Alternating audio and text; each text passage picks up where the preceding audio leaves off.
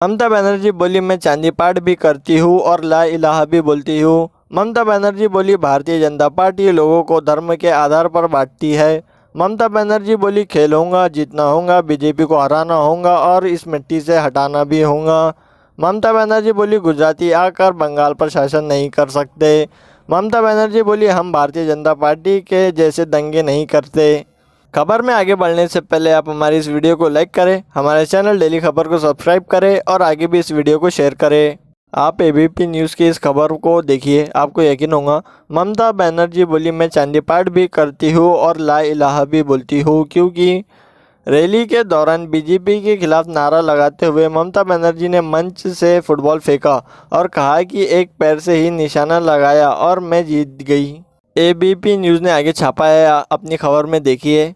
पश्चिम बंगाल विधानसभा चुनाव के बीच मुख्यमंत्री ममता बनर्जी ने बीजेपी पर लोगों को धर्म के आधार पर बांटने का आरोप लगाया है। ये आरोप नहीं है, ये हकीकत है। भारतीय जनता पार्टी पूरे देश में किस तरह से हिंदू मुसलमान को आपस में बांटने का काम करती है और देश में नफरत फैलाने का काम करती है, देश की जनता को ये मालूम है। भारतीय जनता पार्टी का नारा था कि सबका साथ सबका विकास, पर सच तो यह है सबका साथ और दो का विकास। ममता बनर्जी ने इसी दौरान आगे कहा है कि मैं भी चांदी पाठ करती हूँ और ला इलाहा भी बोलती हूँ, क्योंकि मेरे माता पिता ने भेदभाव करना नहीं सिखाया। ममता बनर्जी को मालूम है, जहाँ पर भी भारतीय जनता पार्टी की सरकार बनती है वहाँ पर जंगल राज बन जाता है। मिसाल के तौर पर आप योगी आदित्यनाथ की सरकार को ही ले लो। योगी आदित्यनाथ उत्तर प्रदेश का सीएम है। किस तरीके से दिन ब दिन बलात्कार, गैंगरेप, चोरी, मर्डर की घटनाएं सामने आती रहती है। उत्तर प्रदेश में गुंडों के हौसले किस तरह से बुलंद है, देश की जनता को मालूम है। दक्षिण 24 परगन के बगन में उन्होंने कहा है कि कई कई गद्दार मीर जाफर खड़े हुए हैं, इन्हें एक भी वोट ना दे। खेल होगा, जीतना होगा, बीजेपी को हराना भी होगा और इस मिट्टी से हटाना भी होगा। ममता बनर्जी ने आगे कहा है कि तृणमूल दंगे नहीं करती, बीजेपी दंगे करती है। भारतीय जनता पार्टी दंगे करती है, ये तो हम दिल्ली में देख चुके हैं। भारतीय जनता पार्टी की सरकार दिल्ली में अपनी सरकार बनाने में नाकाम हो गई थी, तो किस तरीके से दिल्ली में वायलेंस हुआ था हम सब ने ये देखा है। इसके पीछे कौन था, ये सब देख चुकी है देश की जनता। इसीलिए ममता बनर्जी ने कहा, बीजेपी को वोट देना क्यों उचित है, मैं बीजेपी को हिंदू मुस्लिम नहीं करने दूंगी बंगाल में।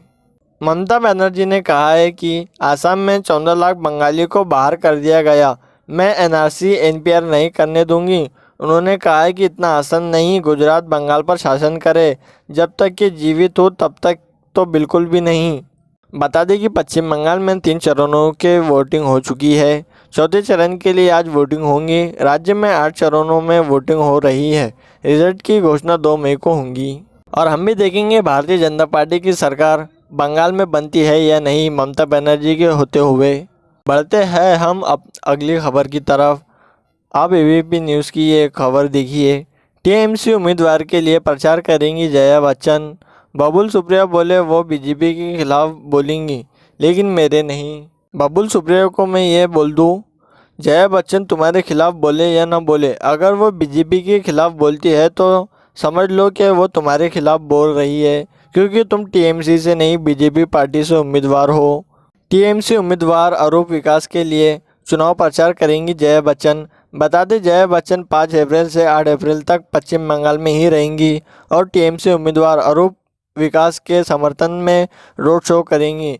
इस वोट पर अरूप को टक्कर देने के लिए बीजेपी के केंद्रीय मंत्री बबुल सुप्रियो को मैदान में उतारा गया है। अब देखना होगा 2 मई को क्या नतीजे आते हैं। क्या वाकई में भारतीय जनता पार्टी कैसे भी ईवीएम में काम कराकर अपनी सरकार बनाने में कामयाब होती है या नहीं, या वहाँ पर ही ममता बनर्जी का राज रहेगा। अभी की वीडियो में बस इतना ही। हमारी वीडियो को आप लाइक करें, हमारे चैनल डेली खबर को सब्सक्राइब करें और आगे भी इस वीडियो को शेयर करें।